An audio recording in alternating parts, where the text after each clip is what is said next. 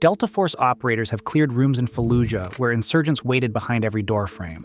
They have fast roped onto rooftops in Mogadishu while rocket-propelled grenades streaked past their Black Hawks. They hunted Osama bin Laden through the frozen caves of Tora Bora at 14,000 feet. These are men who have lived inside the worst violence on Earth. But when you ask former Delta operators what scared them more than combat, a surprising number give the same answer. Not a firefight, not an ambush. They talk about a 40-mile march across a mountain range in Wales, carrying 70 pounds through rain and fog and darkness, completely alone, for 20 straight hours, with nobody telling them how far they had left to go. It is called the long drag. And to understand why America's most elite soldiers fear a British training exercise more than war, you need to understand what it was designed to do. The long drag is the final event of SAS selection, officially called Endurance. The march covers 64 kilometers across the Brecon Beacons and the Black Mountains of South Wales. Candidates carry a burgan weighing 55 pounds dry, plus food and water, and a rifle carried unsupported in the hands at all times. Total weight exceeds 70 pounds. The time limit sits under 20 hours, but candidates are never told what it is. That last detail matters more than the distance or the weight. Navigation is solo, map and compass only, no GPS allowed.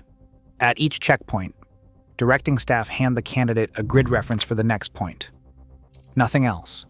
No encouragement. No criticism. No indication of how far remains or whether the candidate is passing or failing. The SAS designed this course in 1953, and veterans say its route is engraved onto the heart of every soldier who has earned the sand-colored beret. But the long drag does not arrive fresh. It comes at the end of test week, a 6-day gauntlet of consecutive marches that systematically destroys the body before the final event even begins. There is the fan dance over Pen y Fan, with 1,700 meters of elevation gain. There is the Ironman through the Western Beacons. There is the Black Sabbath Night March, carrying loads exceeding 80 pounds. There are the Elon Valley marches through featureless bogland that candidates call the Green Desert. By the time the long drag starts, candidates have been marching for 5 straight days on blistered feet, swollen joints, and deteriorating muscles. And now they face the longest, heaviest march of the entire pipeline. The Brecon Beacons make this march genuinely dangerous. Pen y Fan reaches only 886 meters, but the danger comes from exposure, not from altitude. Exposed ridgelines with no natural shelter connect peaks like Corn Du and Fan 4. The terrain alternates between steep rock, featureless moorland, and peat bogs that swallow boots to the knee. Weather can shift from benign to lethal in minutes, with visibility dropping below 50 meters when hill fog rolls in. Since 1984, at least 20 military personnel have died in the Brecon Beacons during training exercises. In July 2013, the Beacons proved they can kill, in summer just as efficiently as winter. On July 13th, the hottest day of the year, 78 candidates set out on a 16-mile march across the Beacons as part of SAS reserve selection. 3 soldiers did not return. One was a 24-year-old university graduate and teacher. Another was a 31-year-old soldier from Winchester. The third was a 31-year-old from Trowbridge. All 3 were Army reservists, each carrying at least 49 pounds, in temperatures exceeding 30 degrees Celsius. Despite GPS trackers on every candidate, it took more than 40 minutes for anyone to notice that 2 of the soldiers had stopped moving. The youngest activated his man down beacon and was pronounced dead on the mountainside. The second was found not breathing only 1,000 yards from the finish line. The third was transferred to a military hospital and died 17 days later from multiple organ failure. The senior coroner overseeing the inquest ruled that neglect played a part in all 3 deaths. She concluded all 3 men would have survived with basic treatment, cooling, hydration, and removal of kit. The subsequent court-martial collapsed, with blame placed on systemic failures within Joint Forces Command.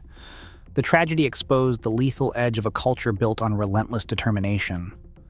Reforms followed, but the fundamental nature of the long drag remained unchanged. It has to remain brutal enough to reveal what no other test can. And the reason Delta Force cares so deeply about this British exercise is that Delta Force was built on it. In 1962, Captain Charles Chargin Charlie Beckwith was sent as an exchange officer to 22 SAS Regiment, where he commanded 3 Troop A Squadron during operations tied to the Indonesia-Malaysia confrontation.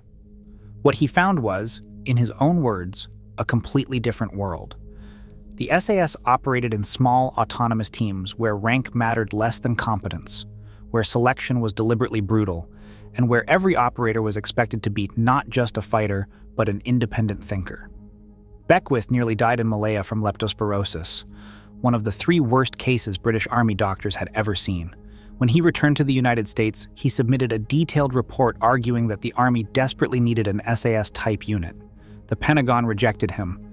He pushed the same idea for nearly 15 years through a military establishment that did not want to hear it. It took the Munich Olympics massacre in 1972, a wave of airline hijackings, and the growing threat of international terrorism before anyone in Washington listened.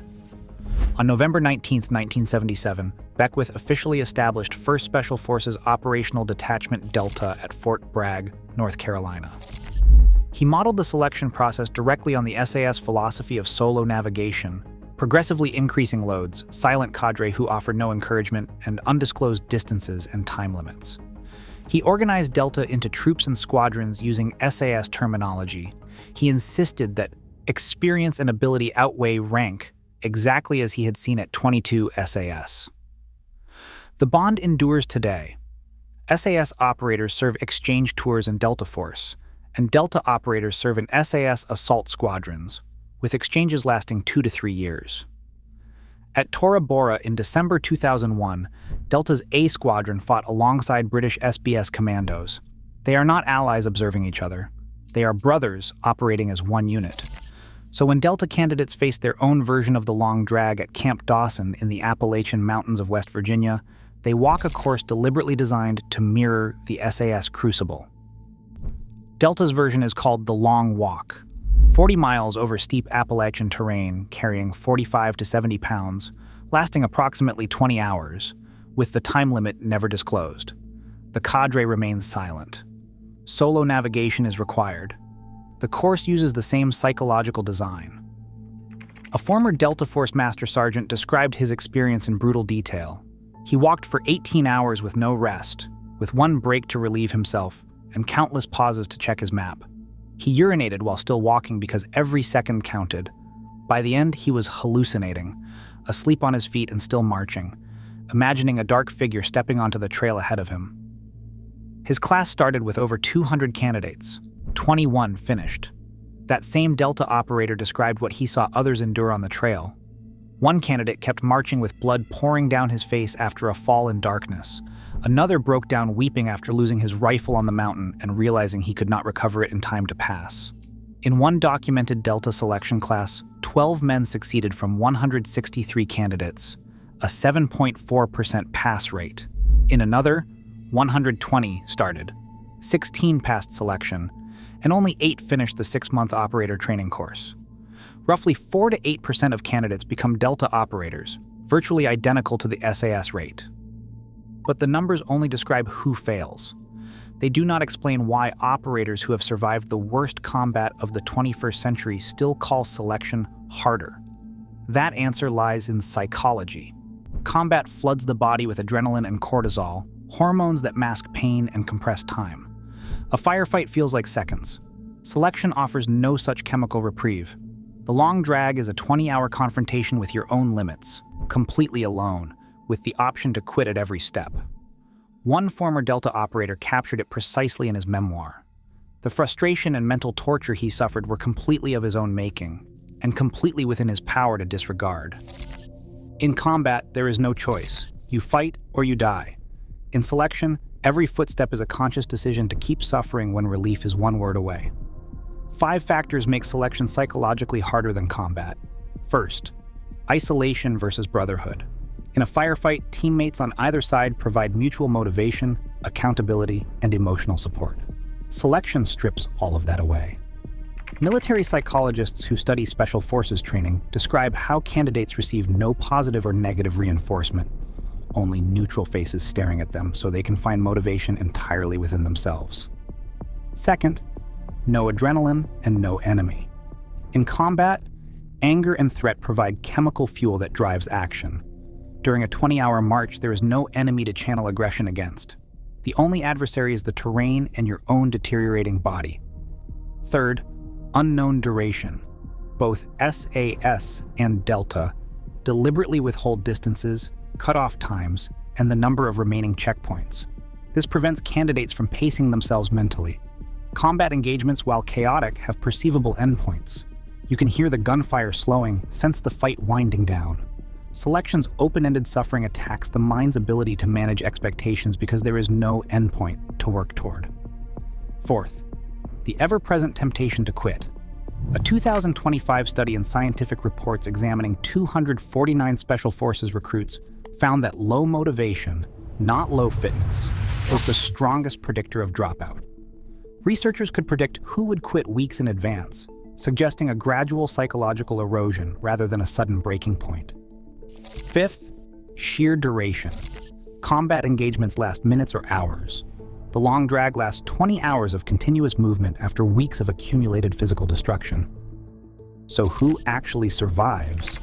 One SAS veteran and author observed a paradox.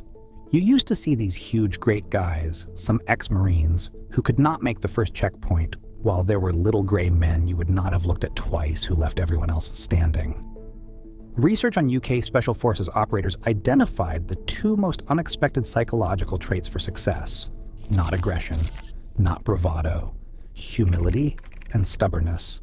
An anonymous SAS veteran recalled his own long drag in vivid detail. Near the end of the march, he collapsed and fell asleep on the trail. His partner kicked him awake. Half an hour later, as they fought through a bog, he heard a cry from behind. His partner was on his last legs, barely able to move.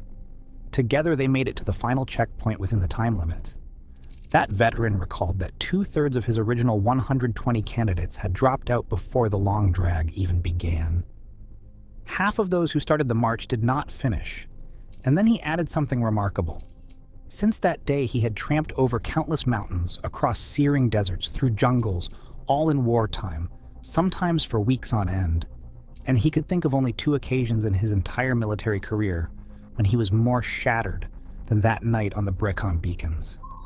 Andy McNabb's SAS class went from 220 candidates down to 24 during the Hills phase alone. Bear Grylls failed his first selection attempt entirely before passing on his second. 3/4 of the men who passed with him, Grylls admitted, had also failed the first time around. What Beckwith recognized in 1962 and built into Delta Force in 1977 has proven itself across 6 decades of war and peacetime. The 40-mile solo march identifies a rare type of human being. Not the strongest or fastest or most aggressive. The most stubbornly, quietly, irrationally unwilling to stop. That quality, forged in the fog and rain and darkness of the Brecon Beacons and transferred directly to the mountains of West Virginia, is what separates these operators from every other soldier on the battlefield. Combat tests courage under fire. The long drag tests something deeper. The capacity to generate purpose from within when every external source of motivation has been deliberately removed. And that is why men who have survived the worst firefights on Earth still speak of this march with something closer to reverence than any battle they have lived through. If you found this breakdown as intense as we did, subscribe for more stories from inside the world's most secretive special operations units.